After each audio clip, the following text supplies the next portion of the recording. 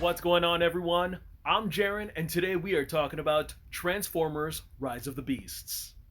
This seventh installment in the live action Transformers franchise is directed by Stephen Caple Jr., who has brought us movies like Creed 2, as well as a group of writing talents who are responsible for projects like Red or the Obi-Wan Kenobi TV series. Now, this installment is set in the 90s as we follow a new faction of Transformers called the Maximals as they join the Autobots as allies in the battle for Earth. One animated feature, 5 live action films, and 1 spin off later, the Transformers are back and better than ever. 7 years after the events of Bumblebee and predating or retconning the Michael Bay canon, we are finally treated to the involvement of Unicron. The ending of The Last Night has teased this iconic Planet Eater slash nemesis to the Transformers, but he is just as prominent in his role as Darkseid was to Zack Snyder's Justice League. Yeah, he's in the movie, but he's not necessarily the big bad.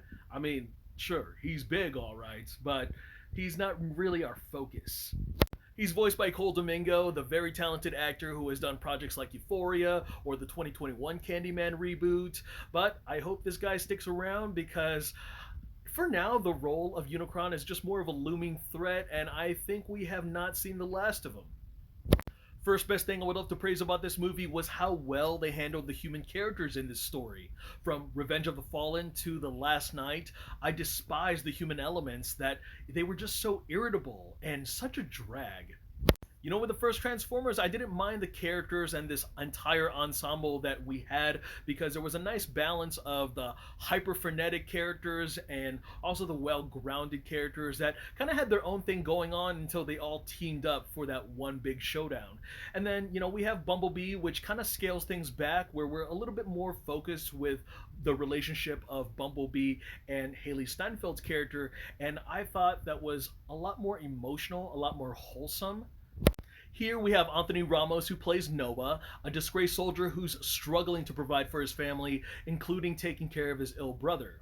And then we have Dominique Fishback, who plays Elena. She's an archaeological expert who gets caught in the middle of this alien war after discovering what the Autobots and Terracons have been searching for.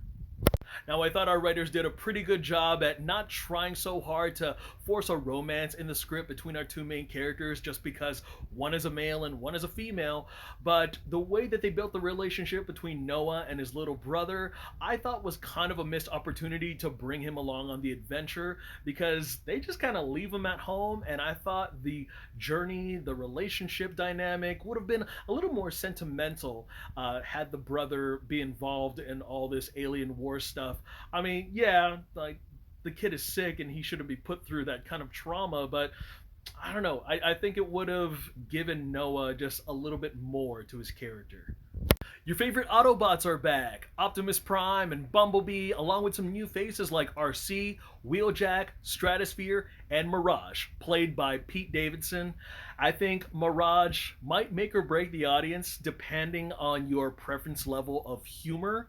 Like, the first time that Mirage makes proper introductions with Noah, I was a little standoffish with the character, only because they've given him a big personality, and half the time his jokes and one-liners land, and the other half kind of grazed at my nerves. They also gave the new dynamic duo treatment to Noah and Mirage, kind of like the new Sam and Bumblebee, but I thought this new friendship was slightly refreshing. Peter Cullen reprises his iconic role once again as Optimus Prime. Now, you have to remember that Prime has been on Earth since the ending of Bumblebee, so he is hell-bent on returning to Cybertron by any means necessary, even if that means the destruction of Earth. He hasn't gained any respect or trust with the humans, so his first impressions of Noah aren't really at the best regard. And I thought this rocky relationship and banter between Optimus Prime and Noah was a very interesting element, especially when it dissected their decision making in becoming a leader or working as a team. Fans have been waiting for an adaptation of the Beast Wars to come to the big screen, and I think it's best you tame your expectations. The Maximals make an appearance in this latest entry, and with the explosive opening sequence, I was hoping that they would be the Transformers group to lead the narrative. Unfortunately, they're screen time is neither short nor is it long enough to satisfy the fans. We got Optimus Primal, Airraiser, Cheetor, Rhinox, and Apelink who make up our maximal ensemble, and they dish out some of the most jaw-dropping fight sequences and stylistic capabilities. And fun little fact, Optimus Primal and Airraiser are both voiced by the talented Ron Perlman and Michelle Yeoh, who were incredible. And honestly, I think this movie would have been so much better if the Maximals were more than just backup. I wish they were the lead Transformers characters.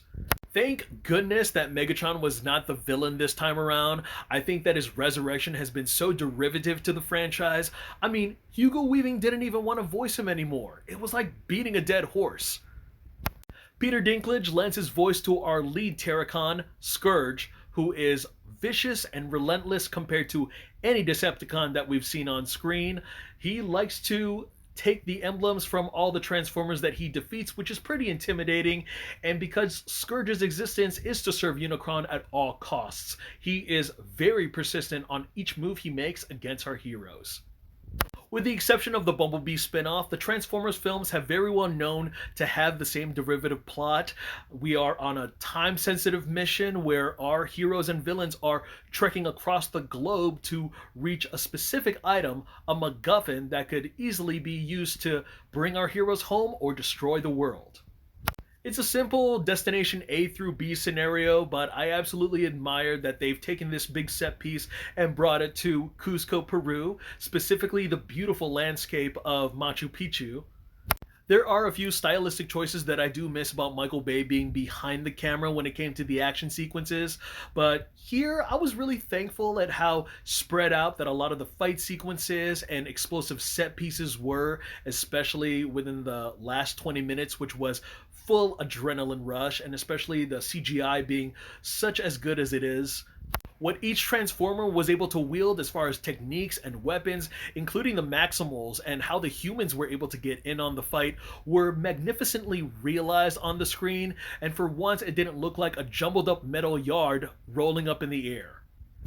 Overall, despite my criticism, I am confident to say that this is the best entry since the first one. Now, there is a mid-credits scene that is a little bit of fun, but I can see the entire internet talking about being completely divided on the actual ending and what the future holds for the Transformers. Alright guys, that's all I got to share about that movie. Go ahead and check it out if you want to. I'm finally checking out The Flash this upcoming weekend, so look forward to that review. In the meantime, I'm Jaren Agbanawag, and I'll see you guys at the movies. Take care. And if you don't know, now you know.